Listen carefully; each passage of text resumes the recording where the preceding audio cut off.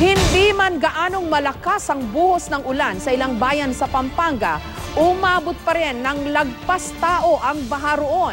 Catch basin kasi ito, katulad ng ilang bayan sa Bulacan, na lubog din sa baha ngayon. Live mula sa Candaba sa Pampanga, may report si Susan Enriquez. Susan? Jessica, hindi naman talaga nakaranas ng matindi mga pag-ulan yung ilang lugar dito sa Pampanga, gaya dito sa Candaba. No? Sabi nga nila parang isang araw lang yung pagbuhos ng ulan. Pero ngayon nararamdaman nila yung matinding epekto ng malakas na pagbuhos ng ulan na nagmula dyan sa lalawigan ng Nueva Ecija at ibang bahagi pa ng Bulacan, dahil ngayon ay tumataas na yung tubig dito sa kanilang lugar, dahil sabi nga nila ito'y taon-taon nilang nararanasan dahil ang kanilang lugar ay mga itinuturing na catch basin.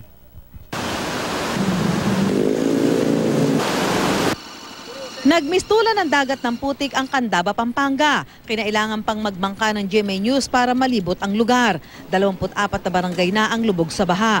Pinasok ng tubig pati ang barangay hall, simbahan, eskwelahan at maraming kabahayan rito. Pero ang ilang mga residente wala raw balak lumikas. Ngayon pa lang po naman tumaas ng ganito ang tubig dito eh. So hindi ko kayo nag-aalala? Hindi naman. Ibalak ba kayo mag-evacuate? Wala naman po. Kasi ma'am, okay naman po kami dito sa malapit sa munisipyo. Sanay na raw sila dahil taon-taon ay ganito ang sitwasyon sa kanilang lugar. Halos lahat nga raw ng mga residente rito may bangka. Lagpas taong baha naman ang naranasan sa bayan ng Arayat sa Pampanga. Mabilis daw ang naging pagtaas ng tubig na may halong putik. Halos ganito rin ang sitwasyon sa Kalumpit, Bulacan. Taon-taon na rin itong problema ng mga residente dahil catch basin ng tubig na mula sa Nueva Ecija at Pampanga ang kanilang lugar. Ako, mga kami kahit na kaunting tono. Opo. Para may pantawid kami sa kalamidad na dumarating dito. Ang ilang nakatira naman sa barangay Cambiom, San Miguel, Bulacan, imbes na takasan ng baha, ang mga alagang hayop ang inilikas. May mga lumikas din sa ilang barangay noong kasagsagan ng ulan pero nakabalik na raw sa kanilang mga bahay. Hanggang kaninang umaga, abala pa ang lokal na pamahalaan at AFP sa pagre-repack ng relief goods. Sa monitoring ngayong gabi, Jessica, bahagya pang tumataas yung tubig dito sa ating kinalalagyan sa Candaba, Pampanga. Sa katunayan, yung mga kababayan natin dito doon sa mga apektadong barangay ay naghihintay nung libreng sakay, yung mga dump truck, dahil hindi naman sila pwede sumakay doon sa maliliit na sasakyan. At sabi dito ni Mayor Maglanque, ang libreng sakay na ito na ginagamitan nila nitong mga 6x6 trucks ay hanggang mamayang alas 12 ng hating gabi para doon sa mga kababayan natin dito sa Candaba, Pampanga na inaabot pa ng hanggang mga alas 10 doon sa kanilang trabaho at uuwi doon sa mga apektadong barangay at ipagpapatuloy itong libreng sakay bukas ng alas 4 ng madaling araw habang patuloy na minomonitor kung tataas pa ba ang tubig dito. Pero inaasahan naman nila na sana nga ay bukas ay medyo maging hupa na yung tubig dito sa kanilang lugar. Jessica? Yan ang mahirap dito sa nangyari kay Lando, no? Nung pawala na yung epekto, yung wala na yung hangin, medyo nakahinga ng maluwag ang marami nating mga kababayan dyan sa Central Luzon without knowing na yung ulan na naipon dun sa mas matataas na bahagi ng Luzon, dadaloy pa Nueva Ecija, pa Bulacan, pa Pampanga. Kaya yon hindi nila in-expect yung pagtaas ng baha, no? Tama ka dyan, Jessica. Sabi nga nito mga nakausap natin dito sa Pampanga. Kanina galing din kami doon sa San Simon.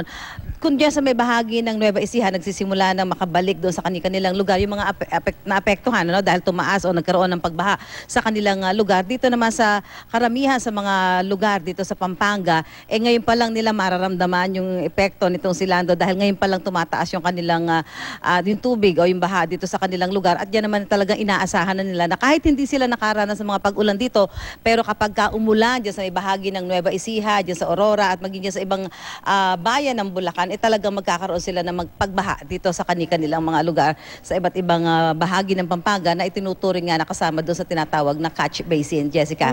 Sa pagkakatanda ko sa Candaba, Susan, medyo maraming residente dyan gusto nila ng baha kasi dyan daw yung pagka bumabaha, dumadating din yung maraming isda na pangkabuhayan nila. Tama ka dyan, Jessica.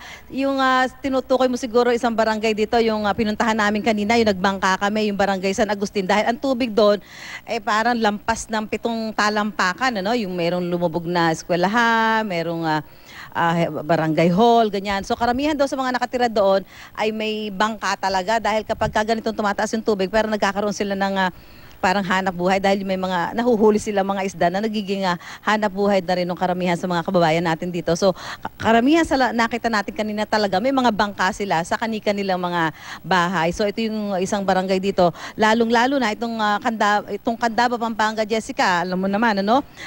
May Pampanga River sila at meron silang Candaba Swamp na nagkataon na ngayong panahon ito na tumama si Lando, puno na rin ng tubig yung kanilang Candaba Swamp. Kaya ganito yung naging pagbaha doon sa kanilang lugar. Jessica. Maraming salamat at ingat kayo dyan sa Pampanga, Susan Enriquez.